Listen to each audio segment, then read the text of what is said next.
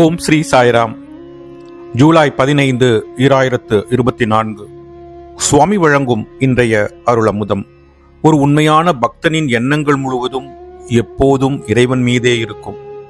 தன்னுடைய சௌக்கியம், கஷ்டங்கள் ஆகியவற்றை பற்றி அறிந்து கொள்வதற்கு பக்தனுக்கு நேரமே இருக்காது. இறைவனை அடைவதை தவிர வேறு எந்த எண்ணமும் தோன்றாது. தகுந்த உதாரணங்களின்றி இந்த இயல்பை புரிந்து கொள்வது கடினம். ஒரு சிறு குழந்தை காணாமல் போன அதன் தாயை தேடிக்கொண்டு அம்மா அம்மா என்று பயத்தில் அலறி அழுது கொண்டு அலைகிறது. தாய் அந்த குழந்தையை தன்னுடைய கைகளில் எடுத்துக்கொண்டு அவளுடைய மடியில் வைத்துக் கொள்கிறாள். குழந்தை அழுவதை நிறுத்திவிட்டு பயமற்று இருக்கிறது. தன்னுடைய முந்திய நிலைக்கும் தனது தற்போதைய கவலையற்ற நிலைக்கும் இடையே உள்ள வித்தியாசத்தை குழந்தையால் கணக்கிட்டு பார்க்க முடியுமா? முடியாது.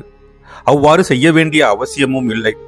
எப்போதும் இறைவனுக்கு சேவை செய்ய விளையும் ஒருவர் அந்த மகத்தான வாய்ப்பு கிட்டும் போது இறைவனில் மெய்மறந்து விடுவார்கள். அந்த சாநித்தியத்தில் எந்த கவலையும் துன்பமும் ஒருவரை பாதிக்க முடியாது. கவலையும் பிரச்சனையும் அந்த நிலையை அடையும் தருணம் வரை மட்டுமே தொந்தரவு செய்கின்றன. பின்னர் கவனம் அனைத்தும் அந்த அனுபவத்தின் பக்கம் திரும்பி விடுகிறது. முந்தைய போராட்டங்களும் துன்பங்களும் மறந்து போய்விடுகின்றன. எனவே அனைத்து ஆன்மீக சாதகர்களும் பக்தர்களும் தாங்கள் முன்னர் அனுபவித்த ஆயிரக்கணக்கான அனைத்து துன்பங்களையும் உதாசீனப்படுத்தி மறந்துவிட்டு இறைவனை பற்றிய சிந்தனைகளில் மட்டுமே ஈடுபட்டு இருக்க வேண்டும். பிரசாந்தி வாகினி, அத்தியாயம் 8. மானிட பிறவி தெய்வத்துவத்தை அனுபவிப்பதற்காக கிடைத்துள்ளதே தவிர மனிதன் தன் சுகத்தை மட்டுமே வேண்டுவதற்காக அல்ல என்கிறார் பகவான் ஸ்ரீ சத்திய சாயி பாபா. ஓம் ஸ்ரீ சாய்ராம். ஓம் ஸ்ரீ சாய்ராம்.